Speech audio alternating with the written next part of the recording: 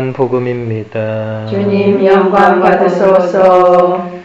그때에 예수님께서는 바리사이들에게서 하느님의 나라가 언제 오느냐는 질문을 받으시고 그들에게 대답하셨다.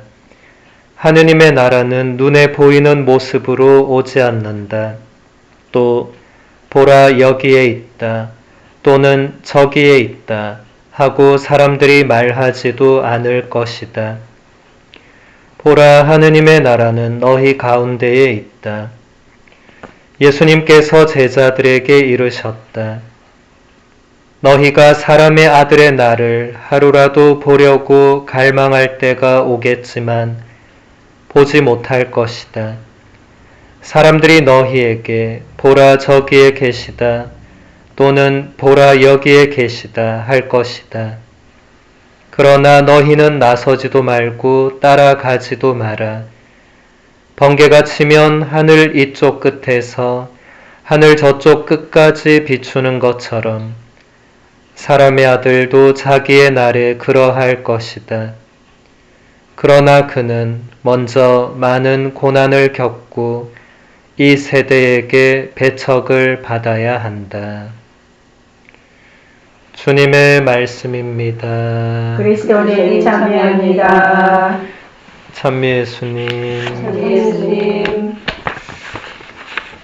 준주 성범을 보면 이런 구절이 나옵니다. 하느님의 나라는 너희 가운데 있다라고 주님께서 말씀하셨다. 너는 마음을 다하여 하느님께로 향하고 이 가련한 세상을 끊어라. 그러면 너의 영혼이 고요할 것이다. 바깥 사물을 가벼이 보고 내면의 일에 주의를 기울여 공부하여라. 그러면 하느님의 나라가 너의 안에 이르는 것을 보리라. 하느님의 나라는 성령 안에서 누리는 의로움과 평화와 기쁨이니 이는 악한 자에게 주어지지 않는다. 너의 안에 마땅한 자리를 준비해 놓으면 그리스도께서 너를 위로해 주시면서 너에게 오시리라. 그 모든 영광과 모든 아름다움은 안으로부터 오는 것이고 또 그분 자신이 그 안에 있는 것을 즐거워하신다. 그분은 내적 생활을 하는 사람을 자주 찾으시며 그와 함께 기쁘게 이야기하시고 기쁜 위로를 주시며 평화를 가득히 내려주시고 놀라운 우정을 보여주신다. 준주 성범의 가르침을 통해서 우리는 하느님의 나라가 우리 가운데 있다는 예수님의 말씀의 의미를 조금이나마 깨달을 수 있습니다. 우리가 우리 가운데 있는 하느님의 나라를 발견하려면 먼저 우리의 마음을 하느님께로 향하고 이 세상을 향해 있는 우리의 마음을 끊어야 합니다. 그렇게 해서 영혼이 고요한 상태가 되도록 해야 합니다. 우리가 세상 일과 세상의 것들에 마음을 두고 있는 한 하느님의 나라를 발견하기는 어려울 것입니다. 또 준주 성범은 하느님께서 내적 생활을 하는 사람을 찾으시고 그와 함께 기쁘게 이야기하시며 평화를 가득히 내려주신다고 말합니다.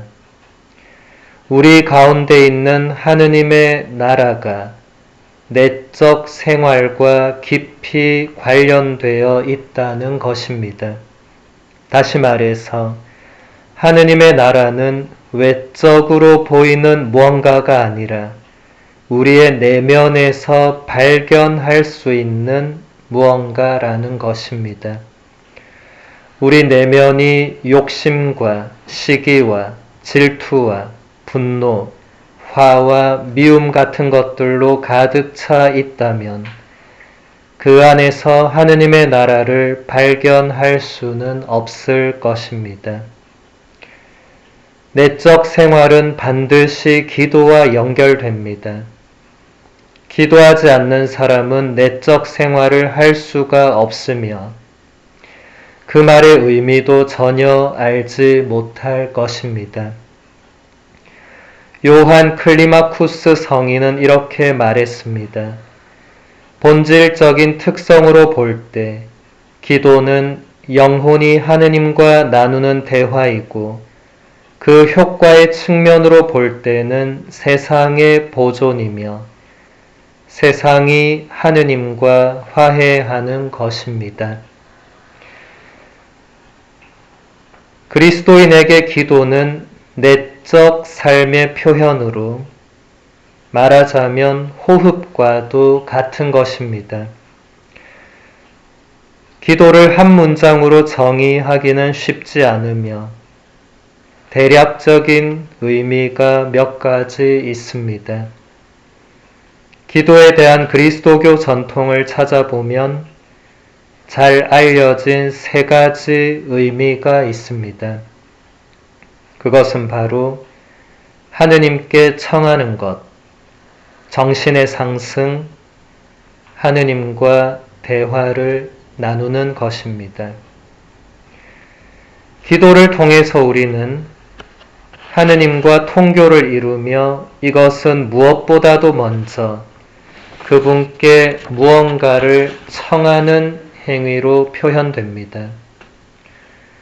이것은 특히 위험한 상황들 안에서 일어납니다. 전쟁 중에 성당들은 사람들로 가득 차고 평안한 시기에 성당들은 텅텅 비어 있습니다.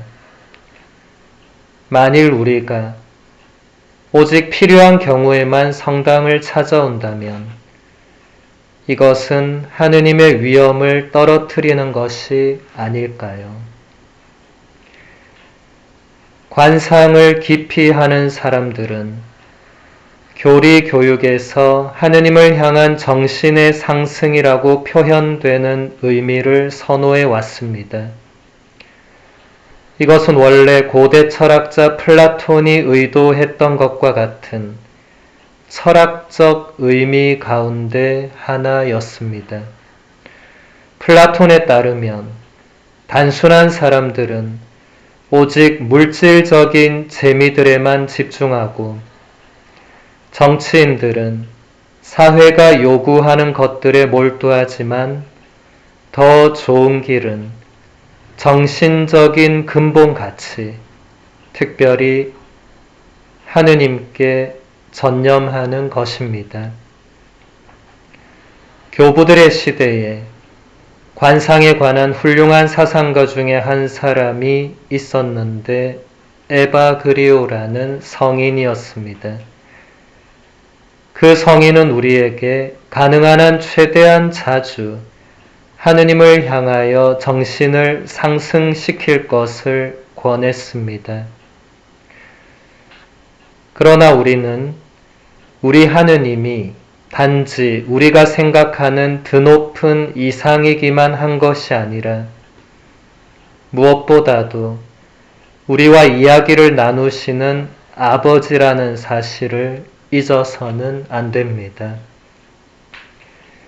그래서 에바그리오 성인은 플라톤이 말한 것에 영혼이 하느님과 나누는 대화라는 전형적인 성경적 의미를 덧붙였습니다. 다마스쿠스의 요한 성인은 기도의 이런 근본 요소들을 하나로 결합시켜서 이렇게 말했습니다. 기도는 하느님을 향한 정신의 상승이며 적절한 선을 하느님께 청하는 것입니다. 에바그리오 성인은 이렇게 말했습니다. 하느님을 사랑하는 사람은 아버지와 함께 있는 것처럼 계속해서 그분과 대화를 나눕니다. 오늘 미사 중에 우리가 이 세상을 살아가면서도 계속해서 하느님과 대화를 나눌 수 있는 은총을 주님께 청하도록 합시다. 아멘.